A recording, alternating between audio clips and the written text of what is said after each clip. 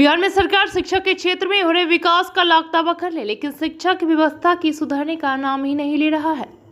ऐसी एक तस्वीर कटिहार से निकल कर आ रही है, जहां इन तस्वीरों को देखिए, आप खुद चौंक जाएंगे देखकर।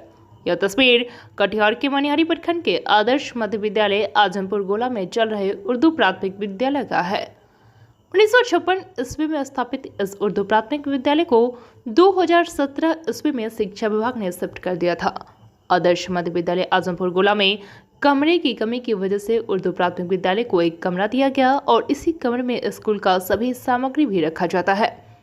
उर्दू प्राथमिक विद्यालय में कुल 3 शिक्षक और शिक्षिका कार्यरत हैं। क्लास 1 से क्लास 5 तक के कुल छात्र छात्राओं का नामांकन की संख्या 163 है।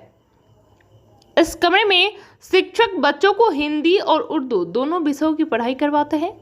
इस एक कमरे के स्कूल में एक ही ब्लैक बोर्ड पर आधे में हिंदी लिखकर हिंदी की पढ़ाई करवाई जाती है, तो दूसरी तरफ से एक ही साथ दूसरे शिक्षक के द्वारा उर्दू लिखकर छात्रों को उर्दू की तालीम दी जाती है। और कभी कभी तीसरी शिक्षिका कमरे के दूसरी तरफ दीवार में लगे वर्णमाला के बैनर को देकर छात्रों को पढ़ाती हैं। ऐसे में एक ही कमरे में छात्र छात्राओं को 3 तरह से पढ़ाई करने के दरमियान छात्रों का शोरगुल होने पर शिक्षिका टेबल पर छड़ी बजाकर छात्रों को शांत भी कराते नजर आती हैं। आप सहज अंदाजा लगा सकते हैं कि क्या ऐसे में एक ही समय एक ही कमरे में शिक्षकों के द्वारा पढ़ाए जाने वाले अलग अलग विषय को समझ पाते होंगे बच्चे? क्या इन नौनिहालों के साथ शिक्षा के नाम पर शिक्षा विभाग का मजाक नहीं है? क्या इस तरह की पढ़ाई के नाम पर छात्रों के भविष्य के साथ खिलवाड़ नहीं है? आदर्श मध्य विद्यालय की सहायक शिक्षिका कुमारी प्रियंका भी उर्दू प्राथमिक विद्यालय को शिफ्ट करने की बात कहते हुए इस विद्यालय को एक ही कमरे देने की बात बता दी है। ये कहती हैं कि इसके विद्यालय में कमरा कक्षा की कमी खुद ही है, चूंकि उस समय शिक्षा विभाग का आदेश था, इसलिए एक कमरा दिया गया है। कमरे में ब्लैक बोर्ड को आधे आधे भाग में बांटकर हिंदी और उर्दू की पढ़ाई करवाने की बात कह रही हैं। ऐसे में बच्चों को पढ़ने के साथ साथ समझने में काफी परेशानियां होती हैं। एक कमरे में बच्चों की उपस्थिति से काफी परेशानी होती है।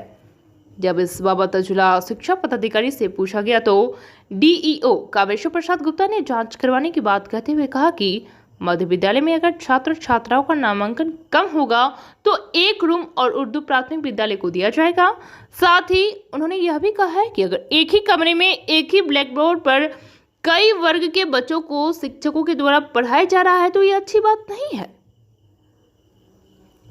अब आप ही बिहार में शिक्षा विभाग के द्वारा नौनिहाल छात्र छात्राओं के साथ किए जा रहे खिलवाड़ का सहज अंदाजा लगा सकते हैं कि शिक्षा में सुधार सरकार के दावे में कितना दम है। बीएनपी न्यूज के लिए कटिहार से संवाददाता रतन कुमार की रिपोर्ट। सर, ये आदर्श मध्य विद्यालय आजमपुर गोला विद्यालय है।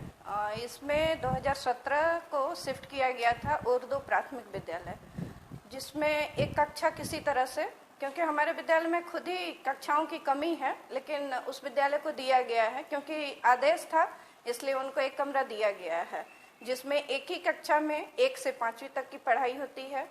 और वहाँ पे 3 शिक्षक हैं, जिसमें एक तो मतलब ब्लैक बोर्ड को आधे आधे भागों में बांट के उन लोग पढ़ाई करवाते हैं बच्चों को। एक तरफ हिंदी की पढ़ाई होती है, एक तरफ उर्दू की, जिसके कारण बच्चों को बहुत ज़्यादा परेशानी होती है। उनको पढ़ने में, समझने में बहुत ज़्यादा दिक्कत होती है और बच्चों की अनुपस्थिति भी अधिक हो जाती है, क्योंकि एक कमरे में बहुत सारे बच्चे जितना होना चाहिए वो बैठने में उनको बहुत तकलीफ होती है। मैं आदर्श मध्य विद्यालय आजमपुर गोला की सहायक शिक्षिका कुमारी प्रियंका हूँ।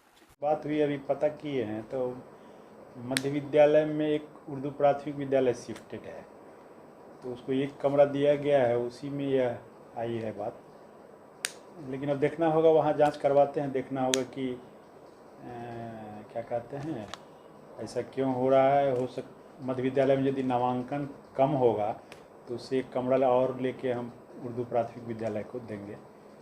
और एक ही कमरा में एक ही ब्लैक बोर्ड पर यदि कई वर्ग के बच्चे को यदि टीचर पढ़ा रहे हैं तो ये तो अच्छी बात नहीं है। उसको मल्टी लेवल क्लास का जानकारी नहीं है, जानकारी देने की ज़रूरत है, जानकारी देना पड़ेगा। Thank you sir.